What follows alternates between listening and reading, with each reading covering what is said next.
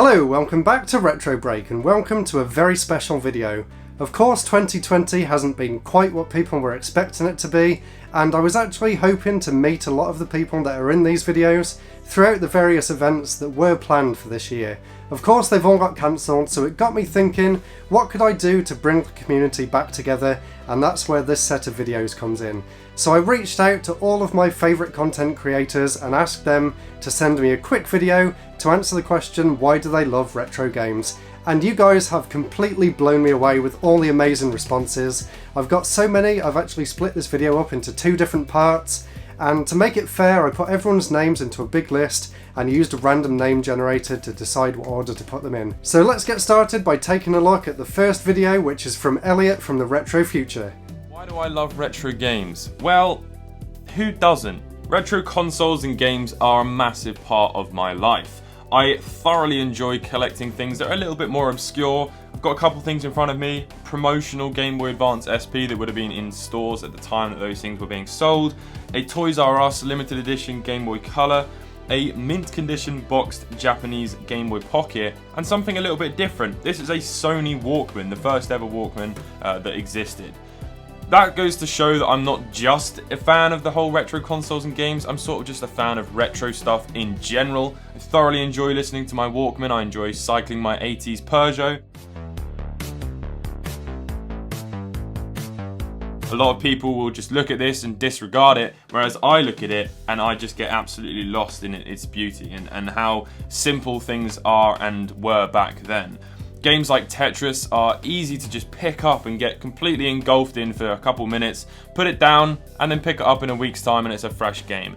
It's those sorts of things that we do not have anymore. You play games that have hours of storyline that you have to wade through before you can get into actually playing the game. Whereas with this, it's just so simple and easy, and that I think is one of the reasons why I really like it. I thoroughly enjoy taking these things apart as well and seeing what makes them tick. It's kind of nice to play on something that you've completely seen the inside of. I don't know if that's just me, but yeah, I don't know. There's lots of reasons I enjoy it. It's really hard to pinpoint it. I just think I just have an appreciation for retro tech in general. Hope that was sufficient. So that was a fantastic response, and before we move on to the next person, I just want to say a huge thank you to Elliot, because it's thanks to him that I just did my first Game Boy mod, and I'm really happy with the results, and I agree with the fact that he said it's a lot more fun to play on something once you've actually seen how it all works on the inside.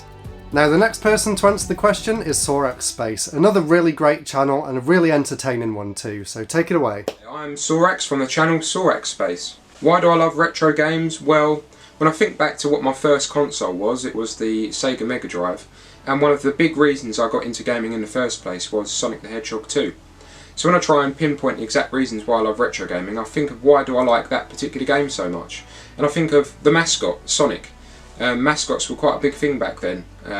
Sonic, Mario, Pac-Man, Mega Man, even later on with like the likes of Crash Bandicoot and Spyro.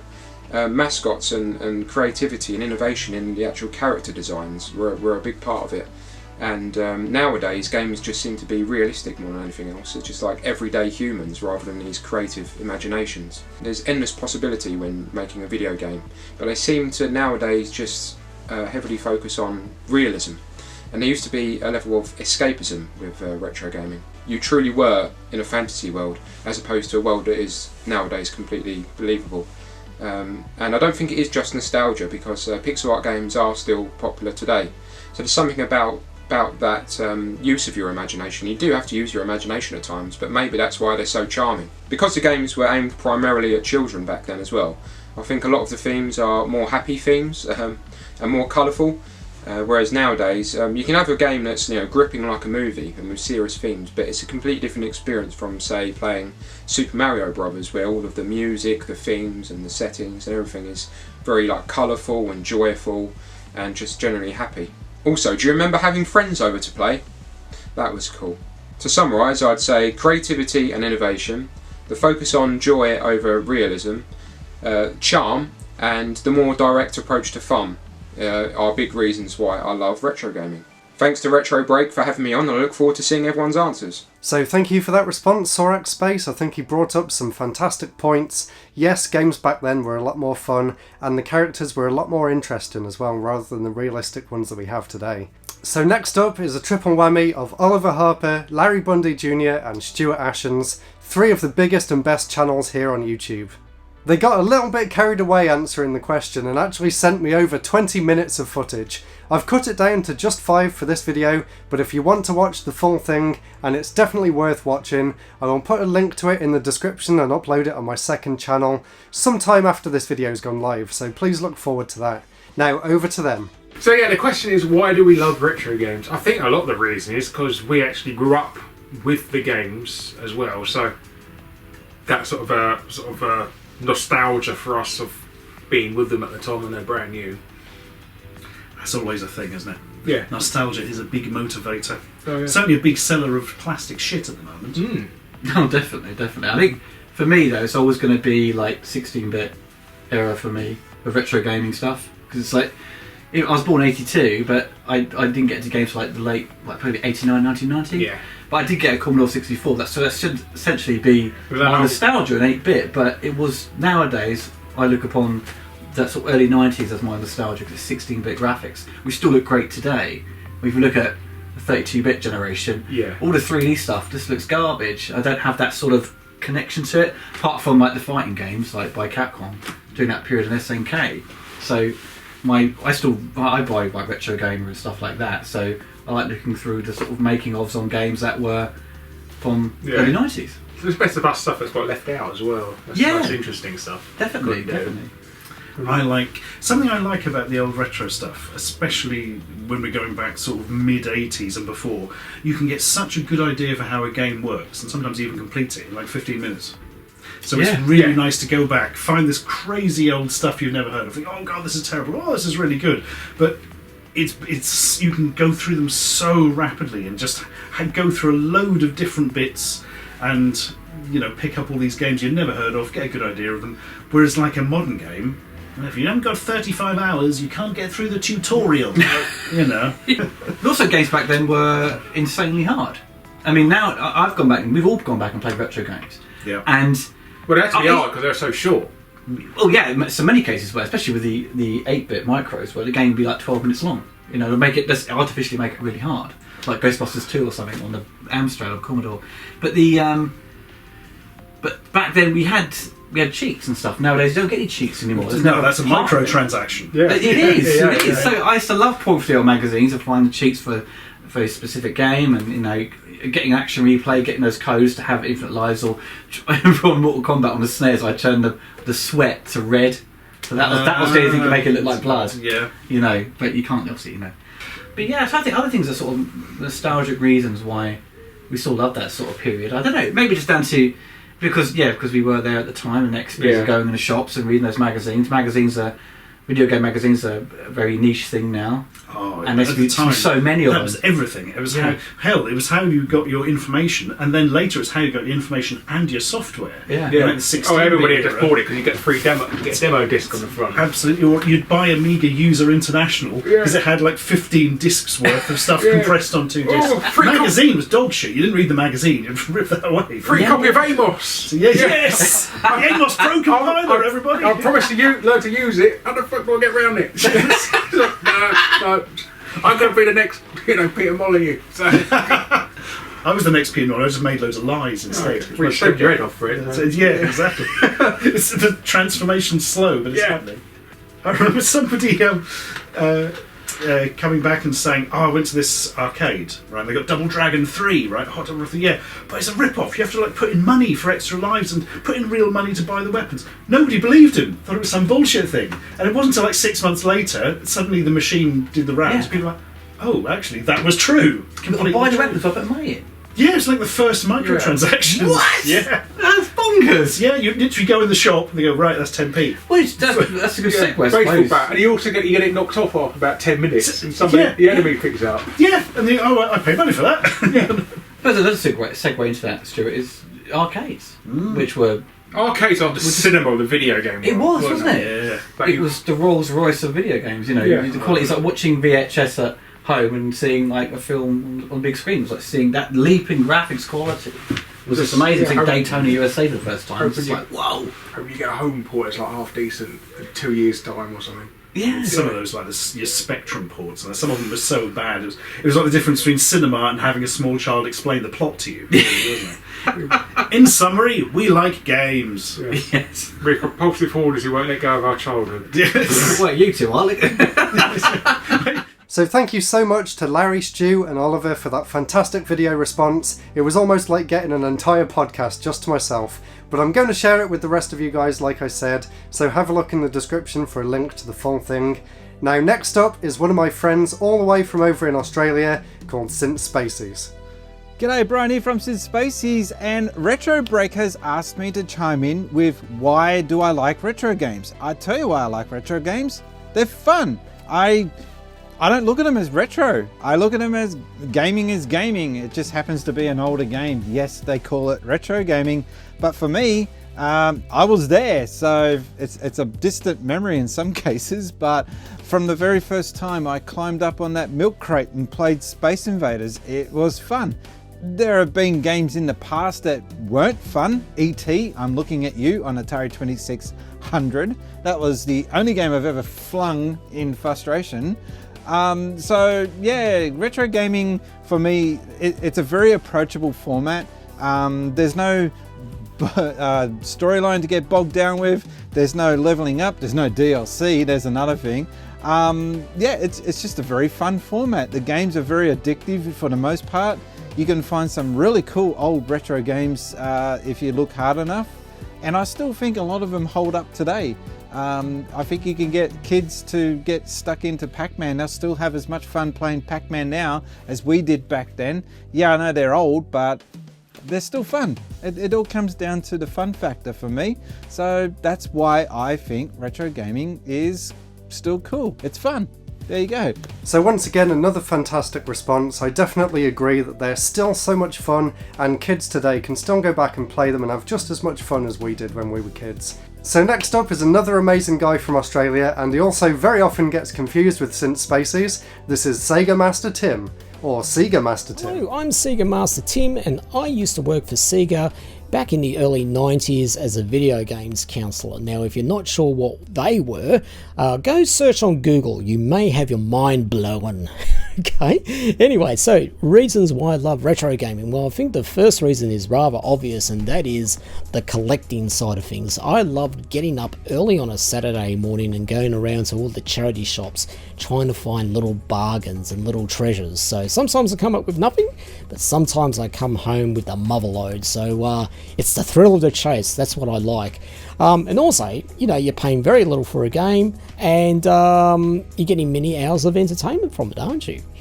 The other reason is the great community that I'm part of on Twitter. I spend most of my time there, and everyone is just so encouraging and supportive of each other. I don't think I would find this on Facebook or any other medium at all. It's just amazing how positive the community is for the retro for retro gaming. So everyone talks about what they're playing at the moment, and people would share their thoughts on that game, and it's all just great and fun. That's the important thing. And finally, because of my unique history that I've got, it's great just being a guest on a lot of podcasts around the world. And whenever I talk about my time working for Sega, people are just sitting there in amazement and putting smiles on people's faces. And I go, oh, I remember that. So that's what I'm all about, just bringing back memories for people and making people smile. So that's the buzz I get out of it all. Anyway, I hope you like my reasons. Have a great day. See you later. So thank you so much for that, Tim, and I absolutely agree. The community over on Twitter is absolutely incredible. You guys are all amazing, so I'll put links to everyone's Twitters that I know of in the description as well, and feel free to go and follow all them and just start some conversations about retro games and see where it takes you. To be honest, that's how I found out about a lot of the people that I've invited to this episode. Not through YouTube itself, but actually through Twitter, and then finding out about their channels thanks to that. So speaking of Twitter, next up is Stewie Stewie55 UK. He's really huge in the retro gaming community and he's really supportive of everyone on there as well. His YouTube channel is called Stewie's Retro Gaming, so over to you, Stewie. Hey Nicholas, mate, this is Stewie. I'm just doing this wee video for you, for your retro memories and why I basically am a retro gaming guy. I was just trying to think, obviously, what started me off. I mean, to be honest, obviously, retro gaming, I've been playing games since the 90s, so retro gaming was just gaming when I started. So it's literally just been a progression from owning probably my very first, from what I can remember, probably my Master System was probably my first console that I actually really remember playing, and it was a really quite an experience, and it's just always stuck with me, and it's just been a way for me to interact with all my friends, obviously swapping games, playing games, renting games.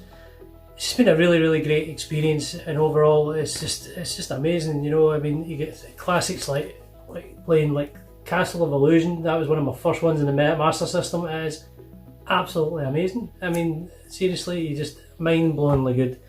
And again, Mortal Kombat on the Mega Drive, top notch. It's just memories like that, just to share with everybody, and it's part of who I am, and it always will be. I genuinely think in 40 years' time, I will still be sticking my game cartridges into my consoles and playing these games because they're absolutely amazing. And I love the community that we're a part of, all my good friends online.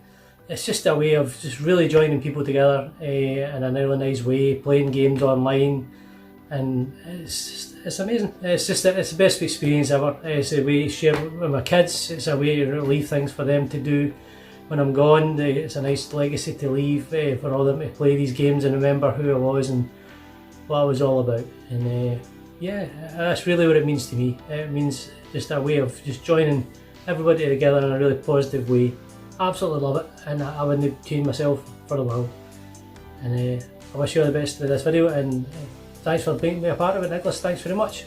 Take care, pal. Bye. So thank you so much for that, Stewie. I just love his positivity, and I think, like he said, retro gaming is just a part of us, and we just love sharing those memories and joining in with the community, which I'm sure a lot of you guys enjoy doing too. Now, next up is Nintentap. And I just wanted to bring up the fact that I was on the first episode of his podcast a few weeks ago, so I'll put a link in the description so you can go and watch that. Now let's see why he enjoys retro games. Hello everyone, it's Nintentap, and today I'm going to say why I love retro games. For me, I just think there's nothing like it, nothing compares to it. These games paved the way for every single modern game made today. Where'd Undertale be without Earthbound? Where'd Call of Duty be without the massive first-person shooters in the 90s and early 2000s. My point is, if you like a game, then you've got to go back and play its origin. That is why I love video games in general. New games take the best things from older classics and earlier versions of itself and improve on it. Sure, retro games don't look the best, but they don't need to. People focus way too much on the graphics these days. Look at games like Cuphead or Shovel Knight. They're inspired by older graphics and visuals, but they're heavily praised by gamers and critics. Retro games today are a symbol of appreciation and love for the video game industry. That's why I love this community. Everyone shares the same passion and hobby that we all like, so we all like, share and even collab on other people's passion projects. Retro games are the grandfather to modern games. Without them, where would the gaming industry be today?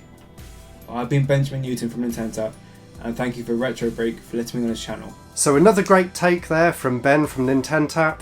I absolutely agree that retro gaming is really important for looking forward and seeing where games have taken the inspiration from the past.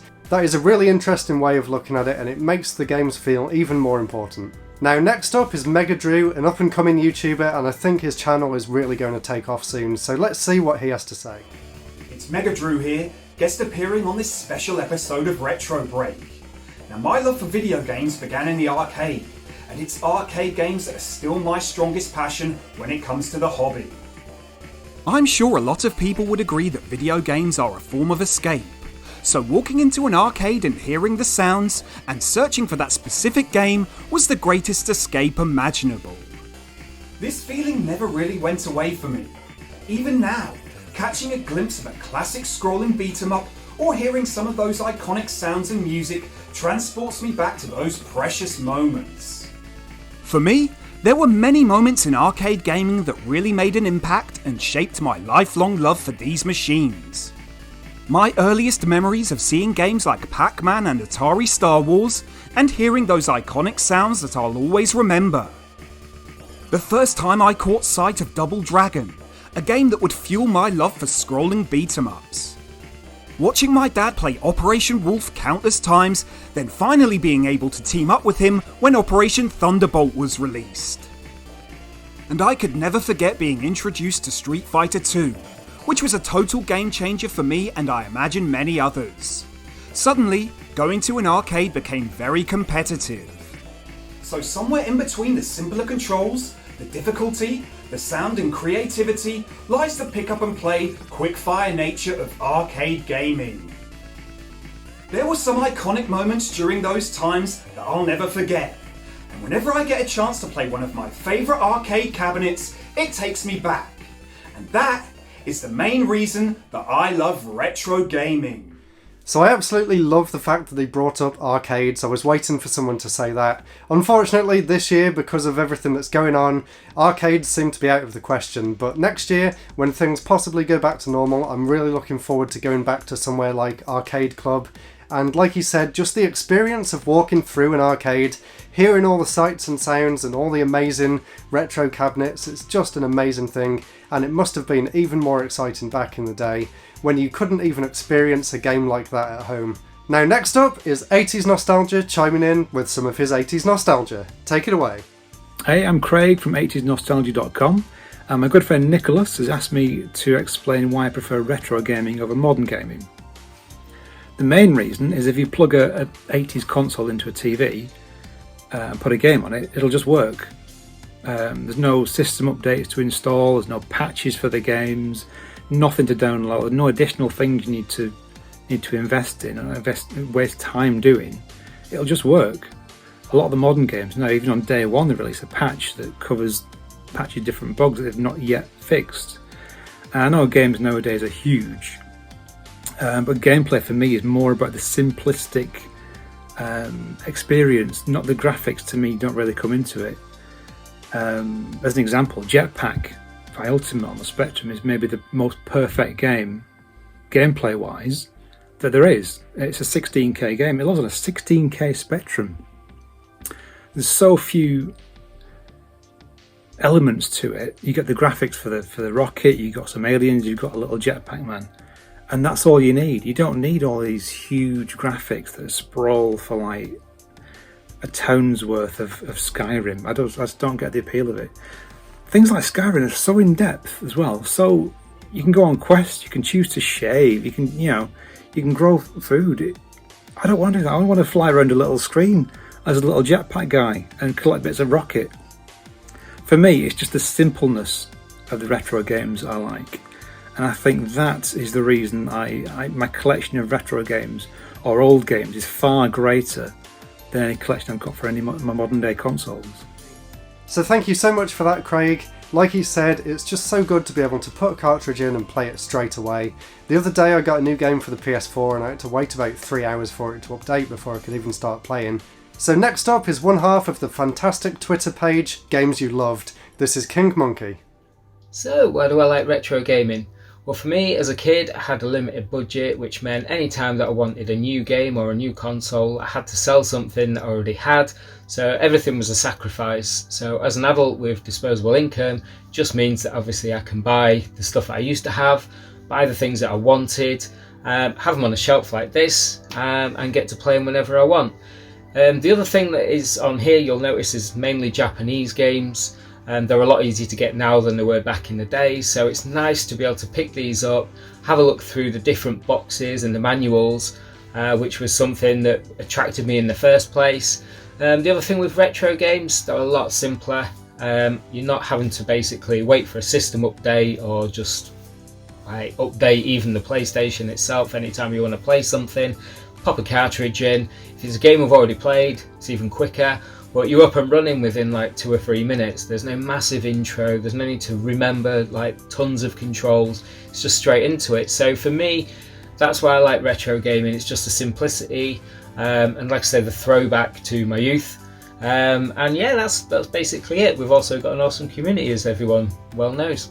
So I think I'm in a similar situation to him. When I was growing up, I didn't have the money to just go out and buy every game that I wanted, and compare that to these days where I've got a full-time job and a big wall of games that I've got no time to play. And I'm sure a lot of you guys are in a similar situation. So next up is one of my new favourite YouTubers called Pelvic Gaming. I absolutely love her enthusiasm, so I hope you enjoy this. Hello loves, my name is Lady Pelvic of Pelvic Gaming, and I love retro games because creativity and nostalgia. When booting up Pokemon Red and Blue, I was so excited to start my own Pokemon journey. No longer was I limited to Saturday mornings or after school to catch Pokemon.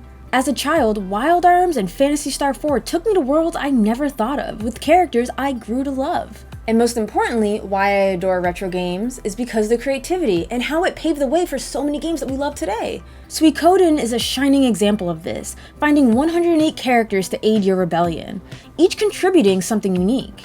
And without Suikoden, Alliance Alive wouldn't be one of the greatest JRPGs on the 3DS and now PS4 and Switch. Another double-edged beauty of retro games were the technical limitations. It forced the game to be creative, like Breath of Fire or Legend of Dragoon, having simple hindrances that made dungeons unique. Or Earthbound with a different take on a turn-based battle system. Even story-wise, retro games were fearless in tackling mature subject matters of their time. Religion, sex, incest, cannibalism, or on the flip side, a more wholesome coming-of-age story. Rarely do modern games surprise me with a strange battle system or far-out story, and that's why retro games will always have a place in my heart. So thank you so much for that. After watching that clip, I realised that I really want to play Suikoden 2. I can't believe I haven't played that game already. Now the next person here is Pixel Pursuit, and I found out about his channel thanks to my Super Monkey Ball videos that I did earlier in the year. Go and check out some of his videos. He's done reviews on all the Monkey Ball games, and I think now he's going through Tony Hawk's. He has a great channel, and now let's take a look at why he loves retro games. This is Pixel Pursuit. Hello, I'm Pixel Pursuit, and there's a lot of things that I absolutely adore about retro games. I'm just going to quickly list a few of the things that I enjoy about them, but I could talk about this all day. So firstly, one of the things that I like is how it's so much easier to just put a game in and start playing it instantly. There's no need to download any DLC, there's no need for updates or patches. It's literally just a matter of putting the cartridge in or the disc in, turning it on, and you're on your way. Another thing I really like is how when you buy a retro game, it not only comes with a case with cover art and loads of information and pictures of the game on the back, but you also get a manual, which sometimes went into a lot of information on loads of different elements of the game, talking about like characters, story information, and stuff like that. Now though, whenever you get a physical game on the modern platforms, there's normally not very good cover art. You won't get much information on the back, and most of it will just be legal mumbo jumbo, but most importantly, you don't get manuals anymore. I mean, what happened to that? I guess it's just because game publishers want you to buy the games digitally now because they make bigger margins on that, but it is something that I miss. Another thing that I really love about retro games is how I feel like developers were a lot more free to be creative and experiment a little bit, whereas now the game industry is massive and there's obvious sort of structures in how to design and develop a game, especially in the AAA scene. With retro games, those formulas weren't really set in stone quite yet, and I feel like that allowed developers to be a lot more creative. There's obviously so much more that I love about retro games, and this is just the very tip of the iceberg, but yeah, there's a couple of things that I absolutely love about retro gaming. So thank you so much for that, Pixel Pursuit. And I do agree that back in the day, things seemed to be a lot more creative than they are now. I don't know if that's just because gaming was just smaller than it is today, and developers were free to experiment a bit more. Thankfully, indie games seem to have filled that void somewhat, but it's still not quite the same as it used to be. Now we've got one more special guest here, and this is Zed from the Shovel Warehouse, a channel that I've only found out about recently, but I've been really enjoying it. So, like I said, I'll put a link in the description so you can go and check them all out. Hi, Zed here from the Shovel Warehouse. And if I have to tell you what retro games mean to me, I have to take you back on a journey to 1998, when everything was perfect because I was 11 years old. And when you're 11 years old, everything's perfect. Up until that point, I'd had a Super Nintendo of my own, and I'd played on my mom's Nintendo Entertainment System, which is where I got my start. But that was the day that I was in a shopping centre with my family, and we walked past a shop called Electronics Boutique, which no longer exists, sadly. It's now been absorbed into the great game conglomerate of high street death. But Electronics Boutique at the time had a TV display in the window showing off footage from a game called The Legend of Zelda: Ocarina of Time. You may have heard of it. And I remember thinking at the time, this is the greatest thing I've ever seen. And I think playing retro games now means that I get to go back to that feeling. It's something that modern games often can't capture. There are very few times since my childhood years that I can look at a game that's come out and be like, oh my god, this is the greatest thing ever, I need it now. And nothing encapsulates that more than that moment in 1998. It's also, side note, the reason why I know that Cher released her absolute banger, Believe, in 1998, because it was playing over the PA system in the shopping centre at the time. So not only are retro games responsible for my fondest memories ever, they're also responsible for giving Cher the respect she deserves. So there we go, that was part 1 of my retro gaming collaboration video. I really hope you enjoyed it, and definitely stay tuned because next week I've got even more amazing guests to come. Thank you all so much for watching. Don't forget to comment, subscribe, check out everyone else's channels, and I'll see you next week for the next episode. Goodbye!